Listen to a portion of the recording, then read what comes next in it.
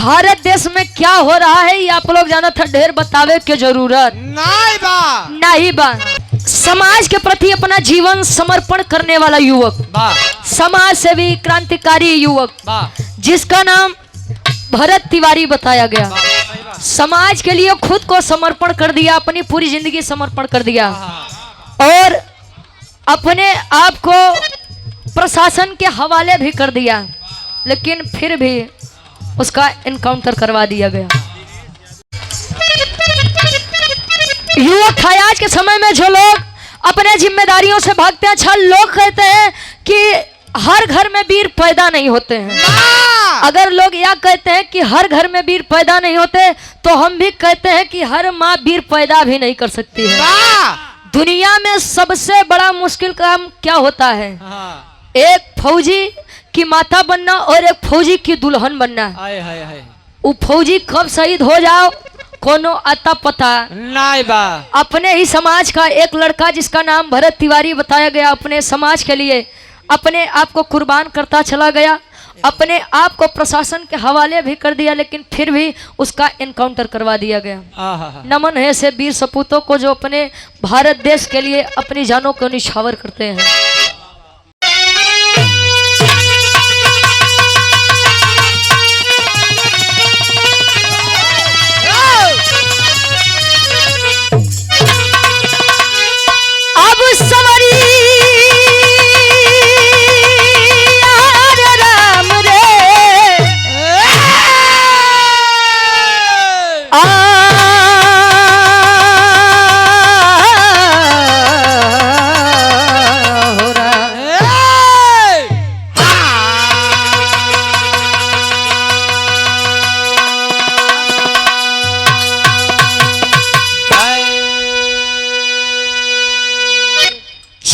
भूमिका के अंदर कवि जी भाव लिखते हैं, कैसे?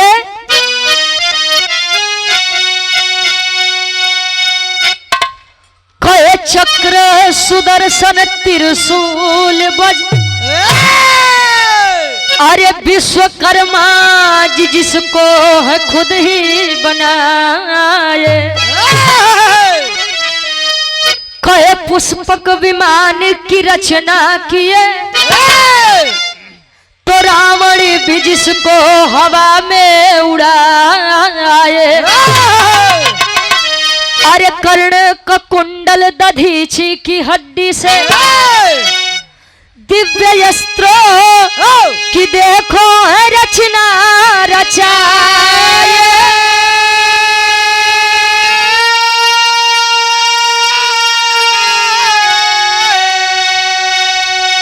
अरे विश्वकर्मा भगवान दुनिया के पहले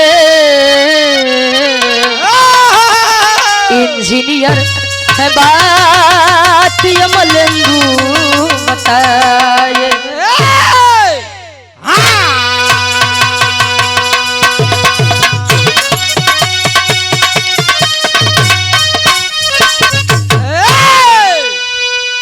चक्र सुदर्शन त्रिशूल बज, विश्वकर्मा जी जिसको है खुद ही बनाए। अब आप लोग सुना कि जब सीता जी के मुंह दिखाई भाई तो तमाम चीज मिली। माई सीता जी जब जनक नगरी छोड़ के जाए लगे, तो जनक जी के पास एक अंगूठी रहे, मुनरी रहे। राजा जनक जी अपने बिटिया सीता के वो मुनरी थमाए के, रुका भैया आराम से बताओ, आराम से। RCB 49 रुपया, बहुत तेज है भाई। ये भाई के द्वारा ढेर सारा मैं पुरस्कार, बहुत बहुत धन्यवाद बा। तू खुश रहा, तुम्हार मम्मी खुश रहा, तुम्हार पापा खुश रहा, तार मामी खुश रहा, तार मामू खुश रहा भाई। हाँ सब कहू, पूरा परिवार सुखी रहा, इनके मौसी खुशी रहा। हाँ भैया, तुम्हार मौसी ठीक रहा, खुश रहा। तनी से आप लोग विचार करिए, राजा जनक जी माई सीता जी के हुआ मुनरी थमाया कहे कि बिटिया एक ले जाए के राजा दशरथ के दे दो, और क्या कहूँ कि जब वो मुंह दिखाई कर रही है तो उनसे इतने खाली कहूँ कि पिताजी हमके खाली मुनरी के जोड़ा चाहिए। जब ले वो मुनरी राजा जनक जी के दरबार में रहे तब तो विनाश करबे भाई, मार अकाल सूखा पड़े लाग भाई। अच्छा एक बात तो बात ज्योति दीदी, लोग बताओ थे कि माई सीता जी के स्वयंवर में 10,000 वीर पुरुष गए हैं। वाह। पहले तपारी पारा उठाए नहीं उठा तो 9,999 वीर पुरुष मिल के ओके धनुष उठाए भाई। वाह। मान लो उठा तो ना है कोनो बात नहीं बा। मंजीत भैया अगर वो धनुष उठी जाते भाई तो ये केवल सीता जी कहाँ कहाँ जाती हो। 2 घंटा का पारी लगत। कहो के कहियो अंदाज होता इस कह देब कि केहू के भाव नहीं आहत भा तो तोहरे ही नंबर आई अपने। ए भैया अच्छा शर्त के मुताबिक तो ये रहे और शर्त साला इतना खराब हो 17 साल से आदमी लेके 70-75 जो हिलक कापत हो ना पहुंच जाए। शर्त जीत जाए तो 18 साल के कुंवारी लड़की हमार हो जाएगी। उनका बुकनी बुक के दे। ए भैया गई माई सीता जी जब अयोध्या नगरी में प्रवेश करी कई माई राजा राम के वनवास मांग ली ना यार प्रभु श्री रामचंद्र जी वनवास चली गए यहाँ राजा दशरथ जी के मृत्यु हो गया। जब सीता जी लगे रहन तो सीता जी के साथे मार नुकसान भवा। अब मुनरी जब आई गए राम जी लगे तो राम जी बेचारू बड़ा हैरान भन। और वह मुनरी जब हनुमान जी लेके पहुंचे लंका नगरी तो लंका नगरी के विनाश हो गया। यहाँ से विश्वकर्मा जी जवन चीज बनावत रहन बड़ा सोच समझ के बनावत रहन। तनी सा विचार करिए उनकर नाम डुबावत है विराट कोहली 5 रुपया। खैर भैया इनाम होता 1 रुपया हो 5 रुपया हो। बहुत बहुत धन्यवाद भैया। बिरहा में कवि जी बड़ी सुंदर गजल के भाव लिखत हैं कोनो लइका अपने बेवफा सनम मत कहे जा जा जा बेवफा जौन करे हो ठीक नहीं करे हो जीवन में कबो सुखी नहीं रहबो। नहीं चाचा तू प्रिया लइकवा कहे फिल्मी दुनिया वाले गीत के गावे कैसे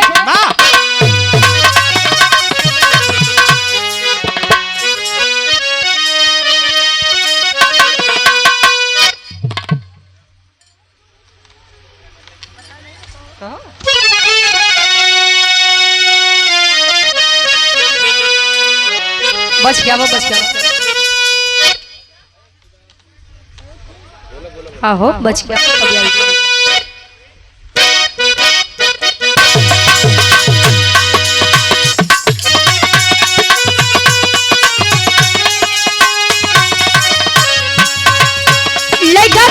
परवरदिगार अल्लाह से फरियाद करे अपने बेवफा सनम बदे कैसे ऐ खुदा तुझसे अर्जी लगाऊं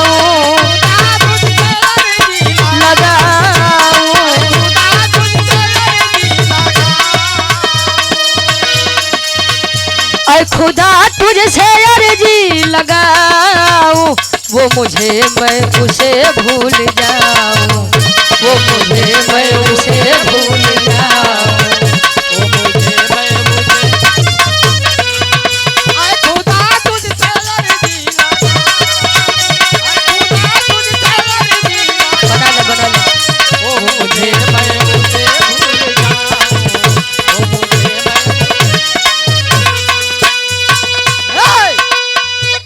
एक पति और बड़ा तब आ जाए। विश्वकर्मा भगवान जी खातिर एक लाइन भाई अरकर लोग का लीला इतनी परंपार है डब्लू गुरुजी लीला इतनी परंपार है मंजीत भैया। पत्थरे के मूरत से लइका जन्मा दे भाई कहो कवि जी लिखते हैं कैसे कला विश्वकर्मा अपनी दिखाए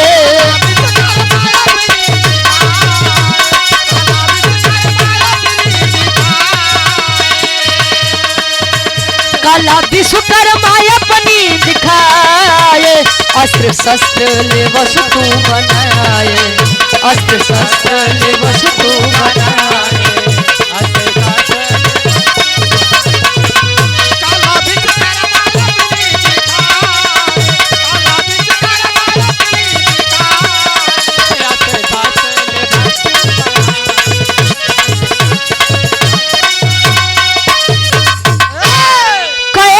विश्वकर्मा अपनी दिखाए अस्त्र शस्त्र ले वस्तु बनाए ऐसा ऐसा चीज बना दे। अच्छा पहले के समय और आज के समय में बड़ा अंतर बा। पहले के राजा कईयो रानी रखे वाह कहो हाँ, तो लड़की सब बर्दाश्त कैले जा वाह आज के समय में तो जमाना बड़ा उल्टा बा। वाह एक राजा अगर कईयो रानी रखले तो फिर देखा है वाह कहाँ के बात बा। वाह कहो हाँ, चल। कहानी के शुरुआत यारे से बा अस्थाई भाव से।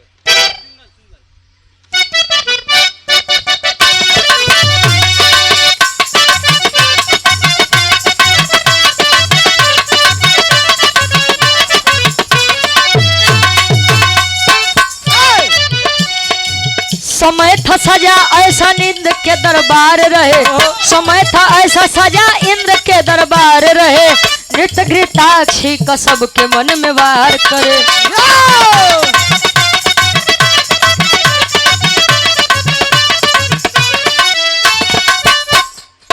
अप्सरा घृताक्षी जो नृत्य की दीवानी थी, उन्हीं की बेटी चित्रांगदा सयानी थी।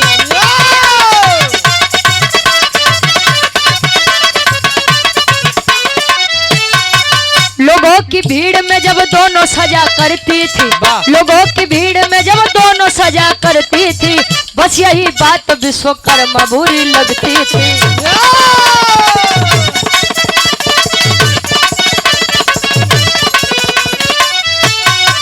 नृत्य से क्रोधित विश्वकर्मा राह करते थे, नृत्य से क्रोधित विश्वकर्मा राह करते थे, नृत्य से क्रोधित विश्वकर्मा राह करते थे, नृत्य से क्रोधित विश्वकर्मा राह करते थे, बीबी बच्चों से अपमान सहा करते थे।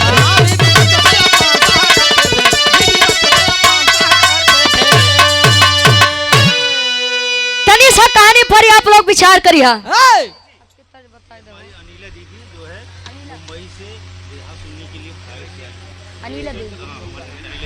और ये आप सम्मानित हृदय के गार्जियन जी हमारे अतुल भैया जी की सिस्टर है अनिला देवी जी, बिरहा सुनने के लिए मुंबई से फ्लाइट पकड़ के आई हैं। कहाँ हैं आप? बीच वाली। अरे क्या कहना, ये आपके द्वारा 200 रुपए का सम्मान, बहुत बहुत धन्यवाद। आशीर्वाद के चारे कि हम बच्चे अपनी कला में कामयाब रहे। विश्वकर्मा जी के एक मेहरारू जेकर नाम घृताक्षी बताया गया। घृताक्षी विश्वकर्मा जी के बीच में एक लड़की जेकर नाम चित्रांगदा बा। चित्रांगदा और घृताक्षी इंद्र जी के दरबार में नाचे और गावे के कार्य करे। विश्वकर्मा जी के बहरे तो बड़ी इज्जत रहे भाई, लेकिन जब वो इंद्र जी के दरबार में आवे कहा भाई कुछ होख, लेकिन विश्वकर्मा जी के मेहरारू का गजब के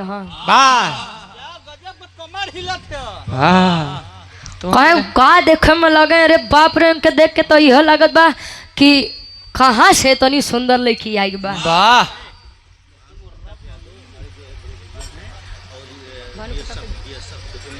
बीएसएफ आप सम्मानित गार्जियन जी भानु प्रताप यादव जी हमारे अतुल भैया जी के बड़े भाई हैं।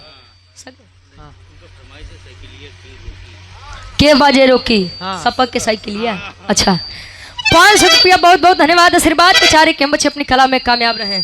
आए तनी बतिया विश्वकर्मा जी से नहीं बर्दाश्त भा छा मेहरारू बे सुनबे भे हमरे ज्योति दीदी से। इतिहास के पन्ना में लिखल बा मेहरारू से केहू ना जीतल बा। जीतल बा काहे त्रिया चरित्र दैबो न जाना। मेहरारू के चरित्र तो भगवानो नहीं समझ पाए ना, आप लोग तो बहरहाल इंसान है। अच्छा ये मन नहीं। अब भाई विश्वकर्मा जी घृताक्षी अपने मेहरारू का कुछ नहीं के पाए, लेकिन चित्रांगदा के डांटो थे किया लड़की और लड़की बंद करे नाच गाना बिगड़ा था प्यार से समझावत थे। अच्छा जब वो बिगड़ा तो चित्रांगदा के मन में बड़ा दुख हुआ कि हमार बाबू हमके डांटते हैं, हमार पिताजी जब खुद ही चीज के खिलाफ हैं, तो अब बतावा हम कहाँ जाइए। स्वर्ग लोक को छोड़ करके आई है मृत्युलोक में। जब मृत्युलोक में आई है तो एक राजा जिनका नाम है राजा सूरत बताया गया। राजा सूरत से जब आंख से आंख लड़ी मंजीत भैया, आंखें फूट गई। तू के उसे आंख मिलावा देखा तोहार फूटत हो कि नहीं। आंख से जब आंख मिली तो नैना चार भा। बिरहा सम्राट स्वर्गीय दादा श्री राम कलाश यादव जी एक बात कहा कि तेरी मेरी आंख लड़ी, लोगों ने बदनाम किया, कहा दुनिया के बकायदा हम तू अपन काम किया। सीमा यादव जी हमारे अतुल भैया जी की बड़ी बहन है और ये हमारे भैया हैं। तू हमारे का भाई? हाँ दीदी तोरो कोनो रिश्ता लगा वाला रखा यार। ये 200 रुपया बहुत बहुत धन्यवाद। मामा की लड़की। अतुल भैया जी की ये मामा जी की लड़की हैं आप। अच्छा अनिला दीदी की सिस्टर हैं, बड़ी बहन हैं आप। धामा दीदी, ये आपके द्वारा 200 रुपया बहुत बहुत धन्यवाद। ये हमारे अतुल भैया के मौसीरी दीदी हैं गीता दीदी, आपके द्वारा ये 200 रुपया। अरे बात दीदी, अरे देर आई लेकिन दूरों से आई, करेंसी लेके आ रहे हो। वाह ए भैया कहे सूरदास जी कहे कि तेरी मेरी क्यों क्यों कहे लाऊ मैया के दोस्त बा, अकई के गए सूरदास ही सब नजरिए के दोस्त बा। चित्रांगदा राजा सूरत से मिली, राजा सूरत चित्रांगदा से मिले, दोनों में प्रेम हुआ। और जब प्रेम हुआ तो दोनों जने कसम खाते हैं। कौन चीज के? एक लाइन गीत लगत बा, कैसे नईकी गीत बा।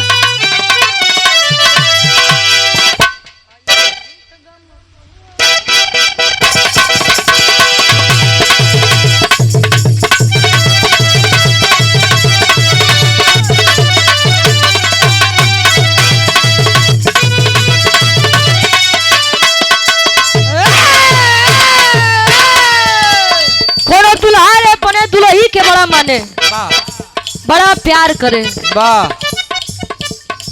गया है अपनी पत्नी के लिए खरीदारी करने के लिए। कह ज्योति दीदी मान ला हमार मनीष जी जा। हाँ हो, अब कुछ न कुछ तो फायदा उठावे की तरीका हो। अच्छा लइकवा जब आए तो अपने दुल्हिया के समझावत बा। का समझावे? हई सेंट गम कौआ हमारे खातिर,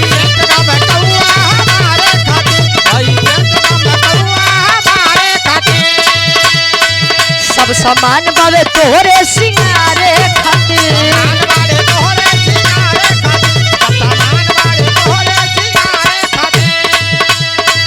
हई सेंट गम कौआ हमारे खातिर, सब सामान बावे तोहरे सिंगारे खातिर।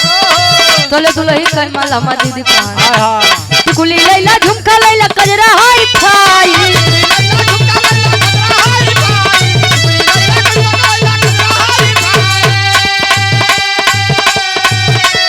गुली लैला झुमका लैला कजरा हाई फाई। आय हाय हाय सड़िया करियई के नाई, सड़िया करियई के नाई।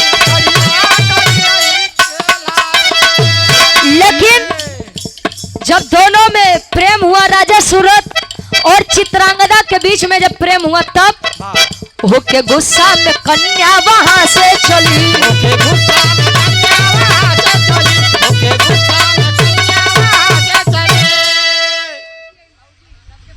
सबको भाई पूरे संसार। अरे नहीं कहा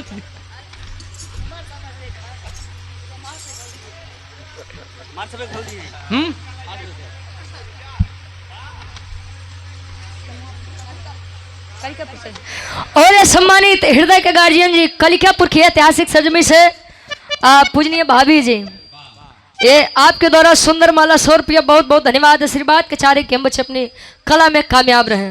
लेखी कहे होके गुस्सा में कन्या वहां से चली, होके गुस्सा में कन्या वहां से चली, होके गुस्सा में कन्या वहां से चली।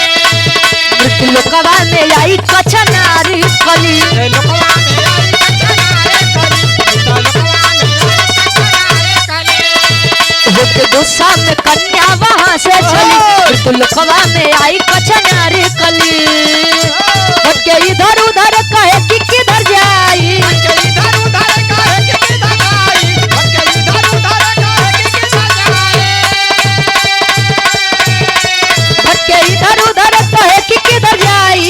आय हाय हाय राजा सूरत के पास आई, राजा सूरत के कहे राजा सूरत के पास आई। सुनील यादव गाजीपुर उत्तर प्रदेश। यहाँ हमारे यहाँ पोस्टिंग का 112 सुनील यादव हमारे बहुत बड़े पुलिस। आज पुलिस नहीं यहाँ हमारे घर हमारी ड्यूटी है ना, घर गाजीपुर है ना। यादव के नाम पे सुनील यादव। और हमारे बड़े भाई आप सुनील यादव जी गाजीपुर के ऐतिहासिक सरजमी से उत्तर प्रदेश पुलिस हमारे पूज्य गार्जियन जी कादीपुर थाना में आप कार्यरत हैं। हमारे बड़े भाई शहीदी धरती गाजीपुर से ये आपके द्वारा सुंदर माला 200 रुपया, बहुत बहुत धन्यवाद। आशीर्वाद के चारे के हम बच्चे अपनी कला में कामयाब रहे। आई है राजा सूरज से प्रेम हुआ, दोनों ने एक दूसरे को वचन दिया, जिएंगे आपके लिए और मरेंगे भी आपके लिए। अच्छा एक बात तो बाप मंजीत भैया, अगर ये आदमी कसम और क्रिया से मरात होते हैं तो भारत देश के आधी आबादी तो कुल लड़का तो ऐसे ले डूबते हैं। कहे कि जान ले तोहार कसम तोरे अलावा हमारे जिंदगी में कोई नहीं बा। तो उसी तो बातें कर बेकार बा। कहे जान ले तोहार कसम तोरे अलावा हमारे जिंदगी में कोई नहीं बा। एक से बतियाते हैं दूसरी के फोन आवत बा। ओम प्रकाश यादव जी चच्चू जी हमारे अतुल भैया के आप गार्जियन जी के द्वारा 200 रुपया, बहुत बहुत धन्यवाद। ए भैया दोनों ने एक दूसरे को वचन दिया, चल दी है चित्रांगदा विचार करके कि पिताजी विश्वकर्मा जी वैसे भी सोच रहे थे मेरी शादी के बारे में। अब हम उनसे बताई देब कि एक लड़का हमें पसंद बा, हमार विवाह करा दे, नाच गाना आज से कुल बंद। आई है यार विश्वकर्मा जी अपने बिटिया चित्रांगदा बदे स्वयंवर रचावते हैं। सवर के चित्रांगदा जब आए तो आदमी देखा कि बूढ़ से लेके जवान कुल बैठा है। कहें पिताजी आपसे कुछ बात करनी है। कहें बेटा मुझे भी तुमसे कुछ बात करनी है। कहें लागत बाबू के गुस्सा शांत भब्बा, यही मौका पे चौका मार दा। कहें कि पिताजी आपसे कुछ बात करनी है। कहें बेटा तू कुछ बोले उसके पहले मैं तुझसे कुछ कह रहा हूँ, जा तैयार हो जा, तेरे लिए स्वयंवर रखा हूँ। दिनेश यादव जी भावी प्रधान पद के प्रत्याशी हैं, आपके द्वारा 100 रुपया। बहुत ही संघर्षशील ये समाज सेवी हैं विकास यादव जो कि प्रवक्ता हैं कमलापुर की धरती से और हमारे अतुल भैया के बड़े अजीज हैं। आपके द्वारा ये 500 रुपया, बहुत बहुत धन्यवाद। आशीर्वाद के चाह रहे की बिटिया तोरे बड़े स्वयंवर रचा बा, इतने में चित्रांगदा लगा टुकुर टुकुर देखा है। खोहे स्वयंवर हमारे खातिर और का तोहरे माई खातिर खोए कि अब शादी भी आला है तो तू ही भया तो स्वयंवर तोरे बदे रचाई कि दूसरे बदे रचाई। खोए बाबू हम भी आना ही करब, काहे बदे? क्योंकि मुझे कोई और पसंद है। इतने में विश्वकर्मा जी न याव देखे न ताव दिहन शराब। लड़की तू जिस किसी के लिए यह सब कर रही है, मेरी बेइज्जती इस बड़े समाज में कर रही है, जा मैं तुझे श्राप देता हूँ। कौन श्राप रहे? तेरी के भाव लगत बा।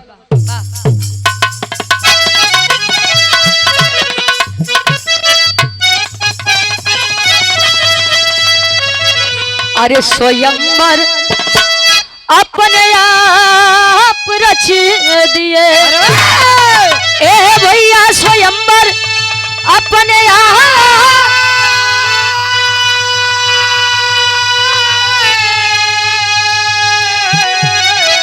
अरे स्वयंवर अपने आप रच दिए, अरे दुआ तो दिए नहीं बदले में मिला शराब। दुआ तो दिए नहीं बदले में मिला शराब, स्वयंवर अपने आप रच दिया। कहे कि तू जिस किसी से भी मेरी मर्जी के खिलाफ शादी करेगी, मैं तुझे श्राप देता हूँ कि उस लड़के की मृत्यु मंडप में ही हो जाएगी। यानी वो लड़का तोरे मांग भर सेनूर भर डाली और वो लड़का यमराज यमलोक में पहुंच जाएगी। इतनी बतिया सुन के चित्रांगदा चली है अपनी जान देने के लिए, मृत्यु लोक में आई। विजय बहादुर यादव जी जो कि प्रवक्ता है हमारे अच्छा प्रोफेसर साहब, जो कि हमारे अतुल भैया के मौसी के लड़के हैं, बड़े भाई हमारे। आपके द्वारा ये 200 रुपया, बहुत बहुत धन्यवाद। मौसी के भी गोर छू के पहले की बार आशीर्वाद के चाह रहे कि हम बच्चे अपनी कला में कामयाब रहे। कब भैया? ए भैया चलिए अपनी जान देने के लिए चित्रांगदा आए बाप नदी में कूदी बा। अब पानी का बहाव इतना तेज था कि पानी के बहाव से पहुंची है एक मुनि के कुटिया के पास, जिसका नाम ऋतिक ध्वज मुनि बताया गया। मुनि जी आदेश दिए कि बेटा जाओ देखो कौन है ये लड़की। लड़की आए न होश जब संभाले तो लड़की बताओ बा कि क्या किसी से प्रेम करना ये गुनाह है, किसी से प्रेम विवाह करना ये गुनाह है। ऋतिक ध्वज मुनि पूछत हैं का बात बा बिटिया। कहे कि हमारे पिता विश्वकर्मा जी जबकि आशीर्वाद दे के चाहिए वो आशीर्वाद नहीं बल्कि बदुआ दे दिए हैं स्वामी, और इस संसार में अब रहने का कोई मतलब नहीं है। संजय यादव जी नचरौला की ऐतिहासिक सरजमी से, आसपुर देवसरा से, और अतुल भैया के गांव में इनका ससुराल है। गार्जियन जी के द्वारा 200 रुपया बहुत बहुत धन्यवाद। यार बैठी बा रोवत बा। अच्छा लोग कहते हैं कि शादी के बाद किसी से प्रेम करना ये गलत है, तो प्रेम किसी और से और शादी किसी और से ये भी करना गलत है। कहो कुछ माई बाबू के ते आदत बा कि वो बिटिया बेटो के जन्म दे दें तो लगे हैं अधिकार जमावे, मतलब एहसान के तरह दबाव थे। तो का जन्म हम दी है ही, हम कहा तो तू उठबा, हम कहा तो तू बैठबा, तो का जन्म हम दी है ही, जहाँ कहा भुआ बियाह करबा। लड़का तो कुछ ही का शिकार हो जाता है।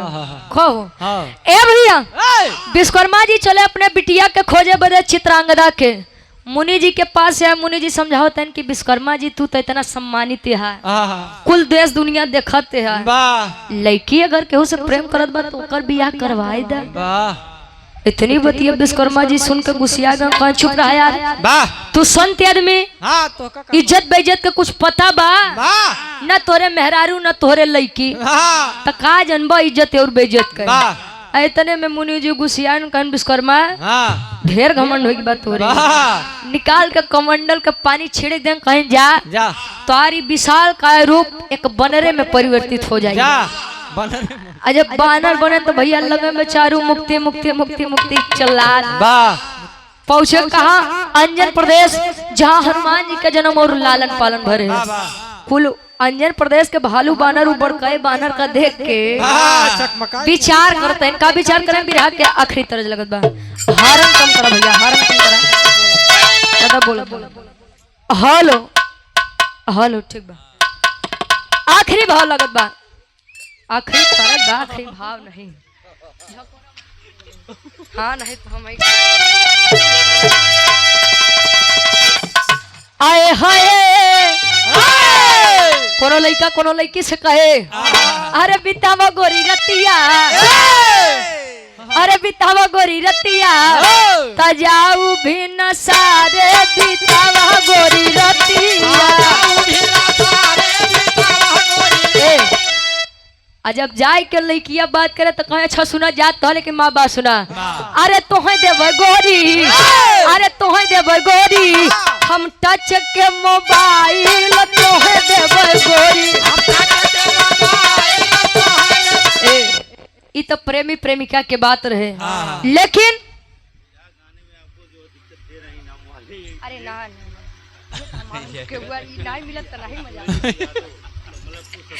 सुरेश यादव जी कमलापुर से सब्जी वाले, हमारे पूज्य गार्जियन जी 100 रुपया बहुत बहुत धन्यवाद। और यहाँ बड़े भाई सुरेश यादव जी हमारे अतुल भैया जी के बड़े ही घनिष्ठ मित्र हैं, परम मित्र हैं, आपके गांव के ही। ये 100 रुपया बहुत बहुत धन्यवाद। जान ली गवैयन कई चीज टानिक के असर करा था, जैसे जैसे आवत रही तैसे तैसे गवैया दम भरत रहा ना मिलत। और हमारे बड़े भैया जिनके आशीर्वाद से यह कार्यक्रम देने का सौभाग्य मिला है, हमारे बड़े भाई अतुल यादव दीवान जी, हमारे गार्जियन जी के द्वारा 200 रुपया बहुत बहुत धन्यवाद। बड़ा सम्मान बड़ा प्यार दुलार मिलता है भाई से। ए भैया अंजन प्रदेश के कुल भालू बानर विचार करते हैं, का विचार करें? अरे कहाँ से आया बनरा, अरे कहाँ से आया बनरा, मोर नगरी में कहाँ से आया बनरा।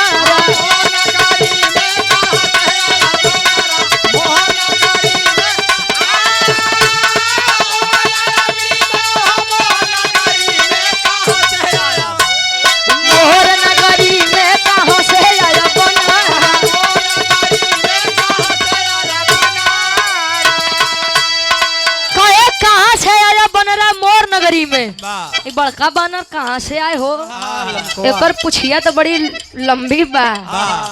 अच्छा वही इंस्टाग्राम पे गाना बड़ा वायरल बको, हाँ तो ज्यादा हो यार कुल विचार करत है हनुमान जी रखनो हो विश्वकर्मा कुछ बरियारे कांड कई के यहाँ आए हा तू यार तले मजा मजा हम जाते हैं गए स्वर्ग लोग घृताक्षी विश्वकर्मा जी के मेहरारू लगे कहें सब दिन नचबे करबू कुछ पता होता बा कहें का कहें तोहार पति परमेश्वर जी हमारे नगरी में बानर बन के बैठा है प्रेम चाहिए आवा चला घृताक्षी का लिया क्यों तल होता गए हनुमान तब घृताक्षी को ले आए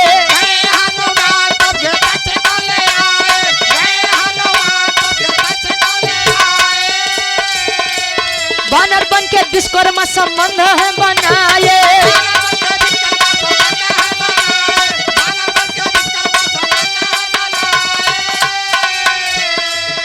और दुई लई का पैदा भइले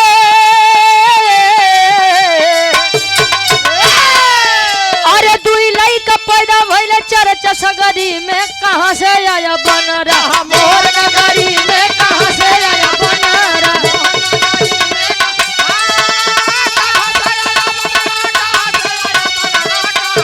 मोर नगरी में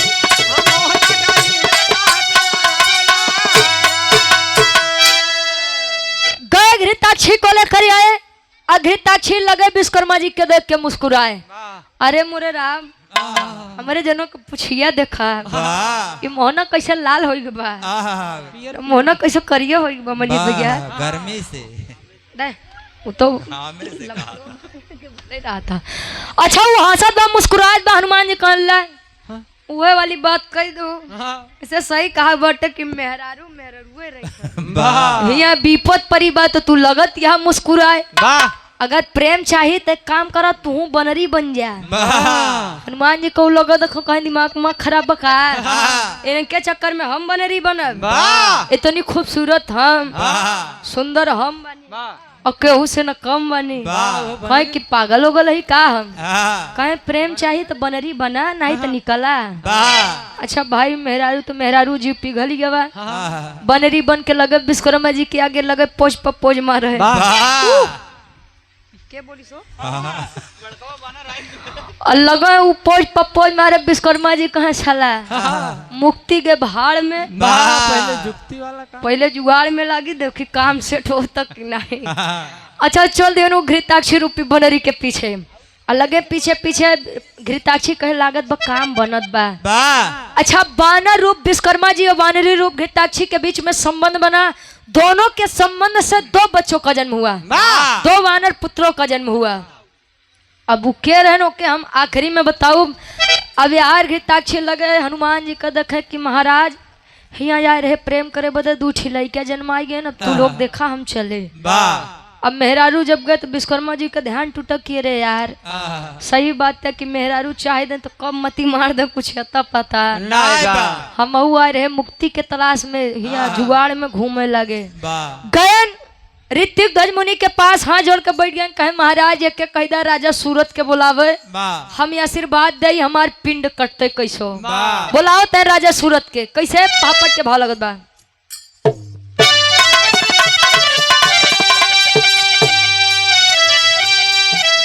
अरे कहे मुनि जी करा दा कन्यादान सही कह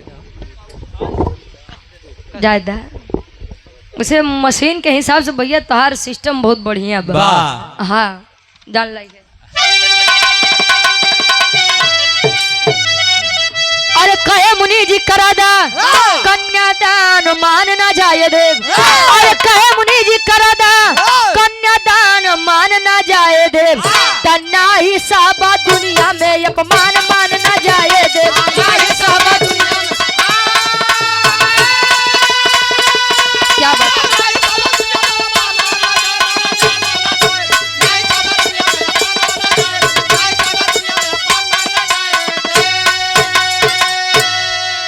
अरे सुन के बात विश्वकर्मा जी राजा सूरत को बुलाए हैं चित्रांगदा के हाथ राजा सूरत को थमाए हैं अरे कहा सुखी रहा दुइनो संतान मान ना जाए दे ना ही साहब दुनिया दुनिया में अपमान मान ना जाए दे। बुलाए विश्वकर्मा जी राजा सूरत को, अपनी बेटी चित्रांगदा का हाथ राजा सूरत के हाथ में थमाए, कहे दोनों प्राणी सुखी रहा, हम ई तन से मुक्त हुई, मुक्ति मिली। चल दिए अपने कार्यभार को संभालने के लिए। अब जिन 2 पुत्रों का जन्म हुआ था उनका नाम क्या पड़ा, और पूरे त्रेता युग में राम जी रावण के बीच में कनेक्शन जोड़े वाले में सबसे तगड़ा हाथ हो नहीं के रहे भाई। कनेक्शन मतलब कि यह पार से वह पार पहुंचावे में सबसे बड़ा हाथ वो नहीं के रहे। कह रहा हूँ वीर दू बानर पुत्र, आखिरी भाव खड़ी के भाव लगत बा।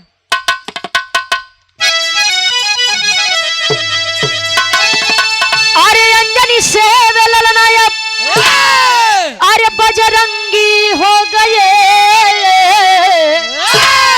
अरे अंजनी से ललनायक, अरे बजरंगी हो गए, तो पैदा नल नील हो के उनके संगी हो गए।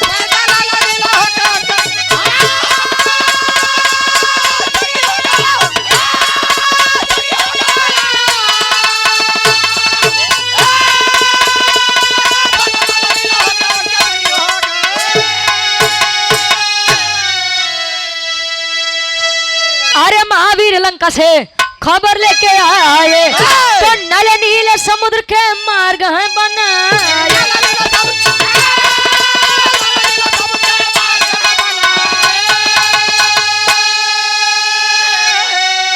अरे हुई लड़ाई, तीनों वीर जंगी हो गए, अरे तो पैदा नल नील हो के उनके संगी हो। कहे अंजनी से वे ललना या बजरंगी हो गए, तो पैदा नल नील हो के उनके संगी हो गए। जो हमारे बाबू भैया लोग वैसे रामायण के बारे में, महाभारत के बारे में बच्चा बच्चा के जानकारी बा। रामायण में लंका नगरी के युद्ध के दौरान सबसे बड़ी भूमिका थी नल और नील की, केमा राम सेतु बनावे में। अच्छा, कभी कभी होता है श्राप भी वरदान बन जाता है। राजा दशरथ जी जब श्रवण कुमार के माता पिता के बाण मारे रहन, गलती से लगा रहन, तो अंधी अंधा श्राप दिए रहन। श्रवण कुमार के जब बाण लगा गहन पानी लेके, तो अंधी अंधा श्राप दिए कि जैसे मैं पुत्र वियोग में मर रहा हूँ वैसे आप भी मरोगे। तो राजा दशरथ जी पहले तो सोचे यार हमारे तो लइके नहीं बा, जब लइका नहीं बा तो हमरे पुत्र वियोग कहाँ से होई। हो गया बा गुरु जी, श्राप बन गया वरदान। एक नहीं 4 लइका घरे जन्म लिहन। अच्छा बहनों, यार नल नील को बचपन में उनके शरारती स्वभाव के कारण श्राप मिला था कि आप दोनों कितना भी भारी पत्थर अगर पानी में फेंकेंगे तो वह नदी में पानी में नहीं डूबेगा। और यह चीज राम सेतु खातिर वरदान बन गया। मेरे विराह के शीर्षक रहे विश्वकर्मा जी बने बानर नल नील के जन्म। आखिरी में खन्नान के परिचय। गुरु बिहारी गुरु गणेश गुरु रामलाल गुरु खाए, अरे स्वर्ग से चंदिका कवि बच्चन जी अब हर्षाए।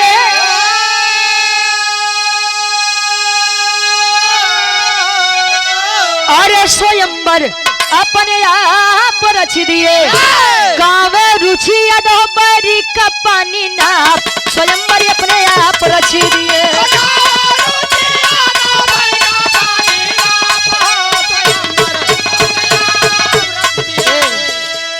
एक लाइन हमरे भैया के देशरान के बाजे रोकी सपा के सही के लिया कहा जाने दे, ये पहले लो के बाद हमरे ज्योति दीदी के नंबर रही। अब एक लाइन खाली।